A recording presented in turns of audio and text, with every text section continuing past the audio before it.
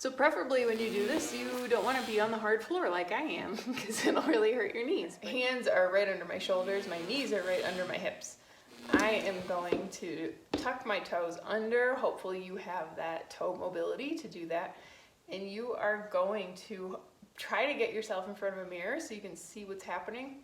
And I want you to just glide backwards, like you're trying to bring your butt to that end of the wall.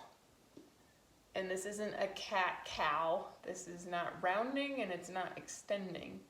It's hinging from your hip. So you can see the only thing that's going on here is my hip flexing. A lot of people are gonna get to about here and then all of a sudden their back just starts running and you can't stop it. And that's because your brain has taken over. That's what it's learned to do, because your hip was in pain, or whatever was in pain, or you just lost the mechanics to be able to do it. So things just turn off, and your brain, your body will get through it, and they'll figure out other ways. And we gotta teach it again the right way to move so that it's not destroying all your other joints in your body. So you see how my back is staying nice and flat, and it's like I'm just gliding forward and back, forward and back. And what to look for is this, that, or this. You see how arched my back is getting? We want a nice straight line from your tailbone all the way up to your head. And ideally, I keep looking over.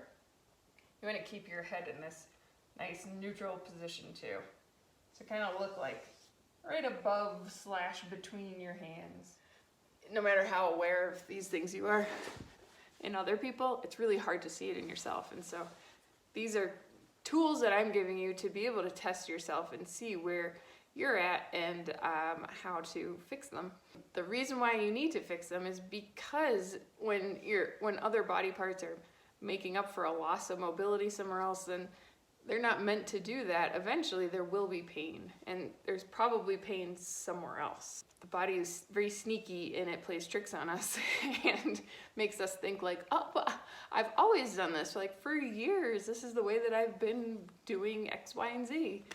But that's because your body is really good. They're really good at cheating or getting us to whatever thing we need to be able to do, but just not the right way. There's a reason why our body was built the way it is, and so let's try to respect that. So once you find that you can like easily glide, then the next thing I would do is stand up and try your squat again.